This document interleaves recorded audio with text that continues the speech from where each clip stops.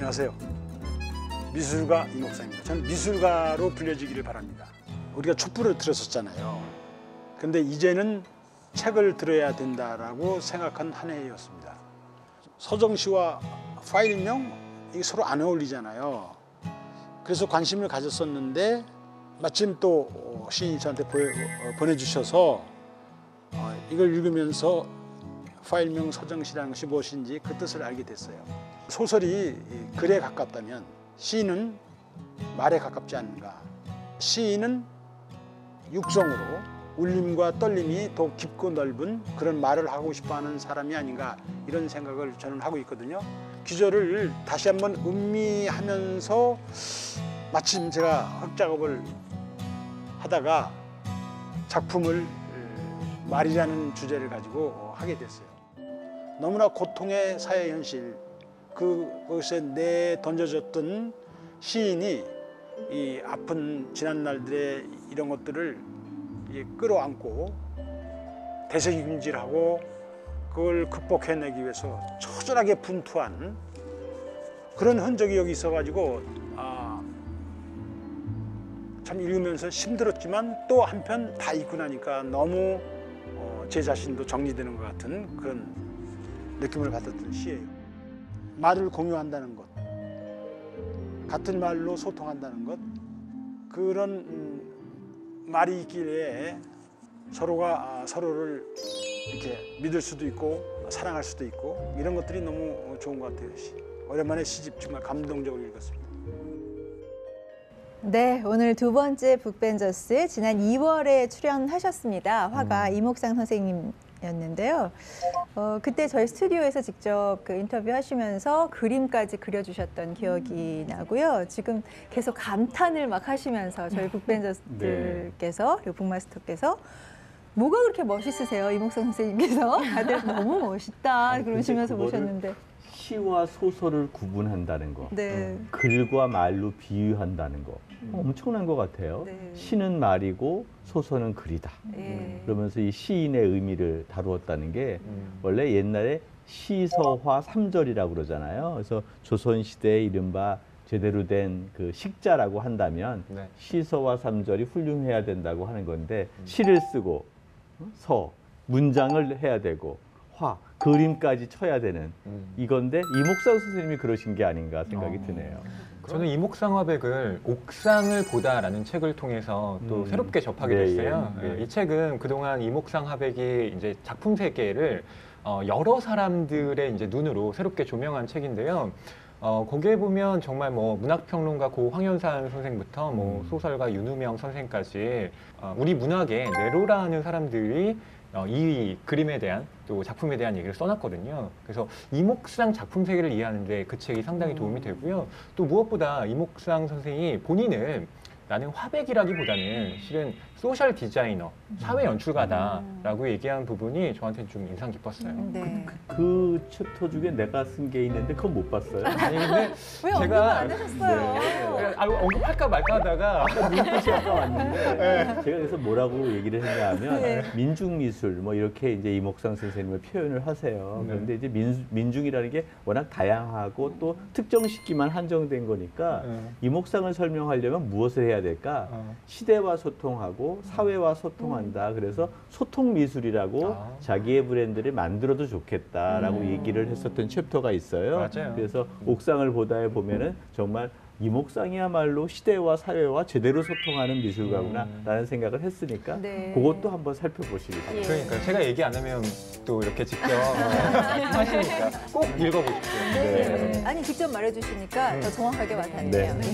사실 북소리에서 우리 벽 없는 미술관을 나와서 먹을 가는 모습이 굉장히 인상 깊어서 그걸 보셨구나. 네, 봤어요.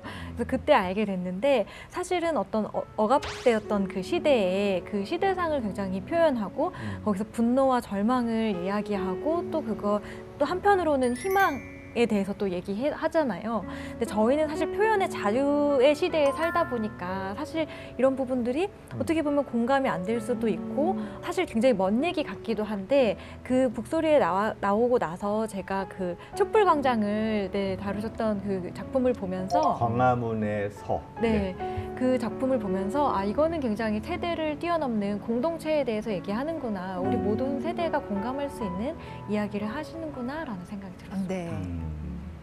자, 그러면 이목상 선생님께서 추천하신 시인 나이덕 선생님의 파일명 서정시. 자, 이 책이 어떤 책인지 좀 말씀 나눠볼게요. 예. 네. 제가 문학평론가니까 먼저 얘기를 해야 되겠고요. 네. 나이덕 시인 하면 저는 이런 생각이 먼저 떠올라요. 누가 이 시인을 사랑하지 않을 수 있나? 예, 평단과 대중이 모두 사랑하는 시인입니다. 너무 일상적인 호평이다.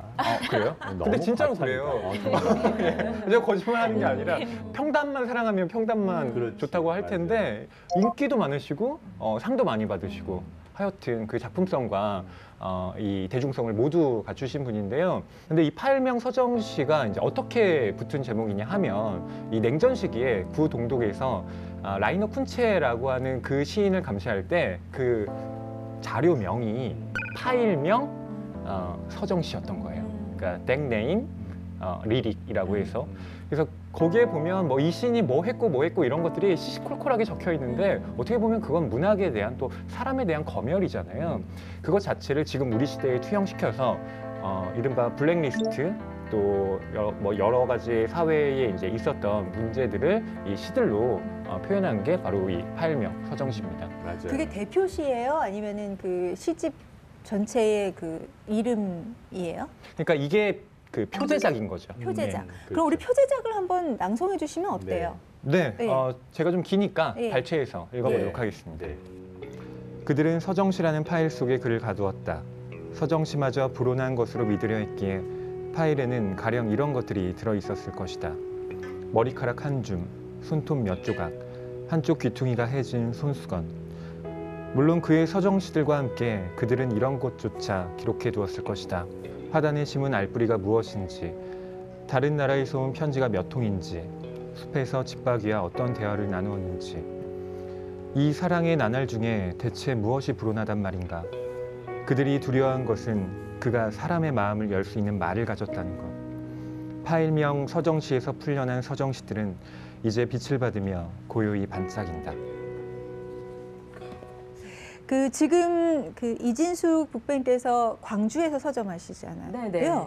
조선대학교 교수시잖아요. 네, 나이덕 맞아요. 선생님께서. 네. 예, 좀 보신 적 있으세요? 나이덕 선생님이 조선대 교수셔가지고요. 조대 앞에 있는 문학 전문 서점이 있어요. 거기 자주 출몰하시고요.